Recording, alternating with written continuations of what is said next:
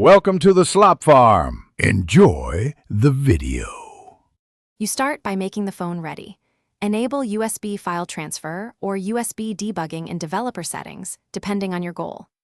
Use a data-capable cable, not a charge-only cord, and plug into a known good USB port on the computer. Once connected, watch the phone's notification shade and select the correct USB mode. Choose file transfer for media, MIDI for audio instruments, or tethering for internet. This first step ensures the operating systems can negotiate roles and power properly. Once done with connection, pick the exact USB mode for your task. Media transfers use MTP, photos use PTP, and tethering uses RNDIS. If you enable debugging, make sure you authorize the computer when the phone asks, accept the RSA prompt to allow commands. Then use the operating system's file manager or a DB for advanced tasks, drag and drop, run transfers, or push APKs. While transferring, watch speed indicators and keep the cable steady to avoid dropped packets.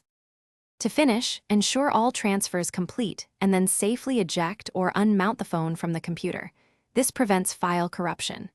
If something goes wrong, first swap the cable or port, toggle the phone's USB mode, and reboot both devices. Make sure the PC has proper drivers installed, update or reinstall Android or iPhone drivers as needed, and reauthorize debugging. One key tip: test with a different computer to isolate whether the phone or host is causing the fault. Thanks for watching. Consider subscribing if we helped you today.